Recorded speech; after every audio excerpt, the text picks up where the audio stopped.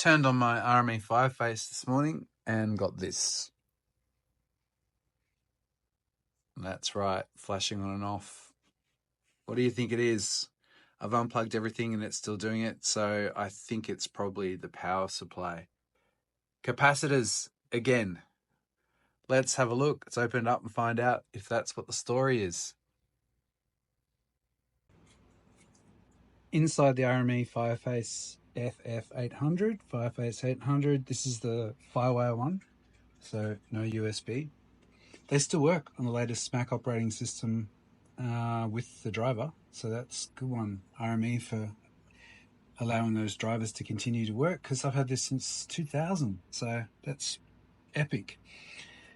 And it still sounds fabulous, works great. Power supply, look how puffy that capacitor is. That's a dead giveaway. So it's definitely a power supply issue. I'm going to pull this out, put new capacitors in. The black ones are ones I've already tested before, but that was years ago, so they might need replacing. So let's pull them out, measure them, and see which ones are dead, and replace them. Here's an important tip. Sometimes you need to pull them out and test them, because here you'd think 200 microfarad 25, that's all right, I'll pull it out and replace it. Actually, it's a 2200. So you could easily think, oh, it's just 200 microfarad, but it's not. But I've just tested this on my tester and definitely faulty, not charging. So I'll show you that. And this is a tester that my father made, my brilliant dad.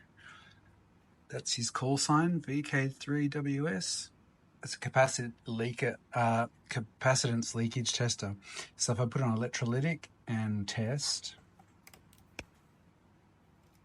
make sure we have it connected, you'll see it should start charging. And if the capacitor's okay, it should go up and charge, but it's not charging. So it's probably dead. Let's try it against a new one. So now a new capacitor, same value, and you'll see it's quite large, 2200 microfarads, so it might take a couple minutes, but it will gradually climb up the scale and fully charge. So I'll come back when it's charged. Well, it took a while, but it's charged.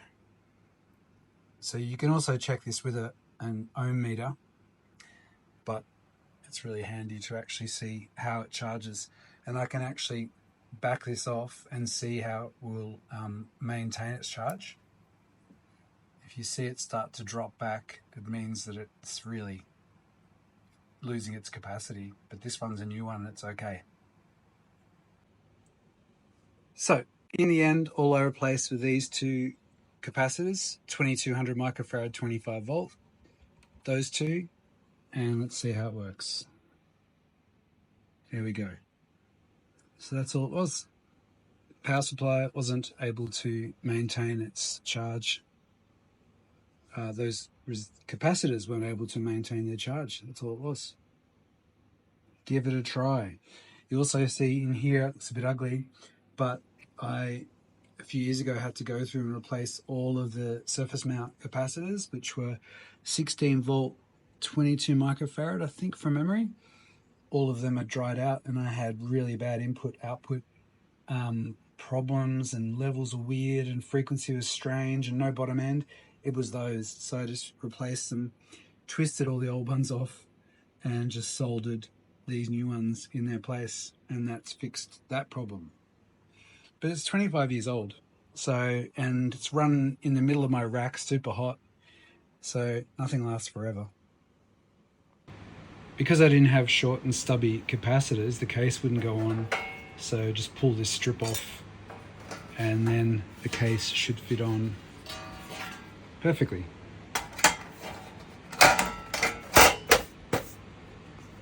There we go.